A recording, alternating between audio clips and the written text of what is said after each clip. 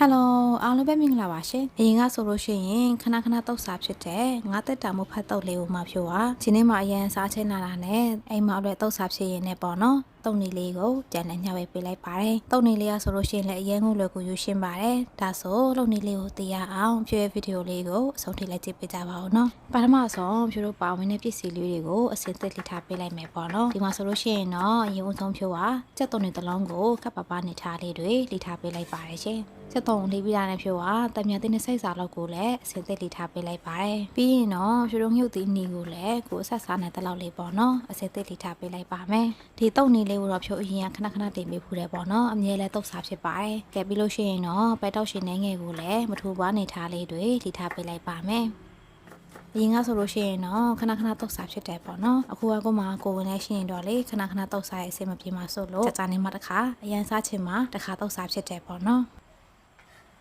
ကဲပြီးတော့ဖြူတို့နနပင်နဲ့ရှမ်းနဲ့အနေငယ်ကိုလည်းခက်ပါနေထားလေးတွေတည်ထားပေးလိုက်ပါမယ်ရှင်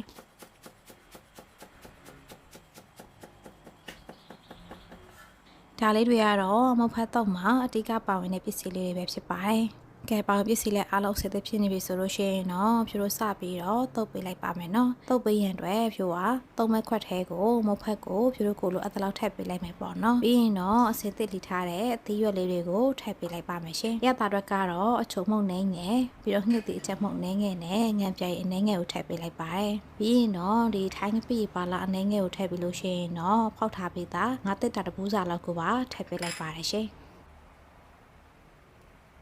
နောက်ဆုံးချောင်းမှာတံမြသေးလေးတစ်စိတ်စာလောက်ကိုညှစ်ထည့်ပေးတာနဲ့အားလုံးတမသွားအောင်ပေါ့နော်တုတ်သွားပေးလိုက်ပါတယ်တုတ်နေလေးကိုတော့ဖြိုးခဏတင်ပေးဖူးတယ်ပေါ့နော်ဒါပေမဲ့လည်းဖြိုးရဲ့ဖက်ကိုအခုမှ follow လုပ်ထားတယ် follow တစ်လေးတွေအတွက်ပေါ့နော်ပြန်ပြီးတော့တင်ပေးလိုက်တာဖြစ်ပါတယ်ရှင်ဖြိုးရတဲ့လေး6တလို့ခန်းစားတာနဲ့ဒီငါတက်တာဘူးမှထည့်ထားတဲ့အရေးလေးနည်းငယ်ကိုတခါတည်းထည့်ပေးလိုက်ပါတယ်ရှင်နည်းနည်းလေးဆူဆူလေးဖြစ်သွားအောင်ပေါ့နော်ပုံမှန်ဆိုလို့ရှိရင်ဖြိုးအငှုတ်တီတွေထည့်ပို့ပြီးဆက်စားတယ်ပေါ့နော်ခုတလောကနည်းနည်းရှောင်မရမယ်ပေါ့နော်ခုမှလည်းကိုယ်ပဲရှိနေတော့လေကဲဖြိုးတို့တုတ်သွားလိုက်တာလဲအားလုံးသမသွားပြီဆိုလို့ရှိရင်တော့အရသာပေါငံကိုတခါတည်းညှိပေးလိုက်ပါမယ်ရှင်ပေါငံကတော့ကိုယ်စိတ်ချက်ပြင်ပေးနိုင်ပါရဲ့နော်ဖြိုးကတော့သူ့တဲကိုတံမြန်သေးတဲ့စိတ်စားလောက်ကိုထပ်ညှိပေးတာနဲ့သမသွားအောင်ပြန်ပြီးတော့နှဲသွားပေးလိုက်ပါတယ်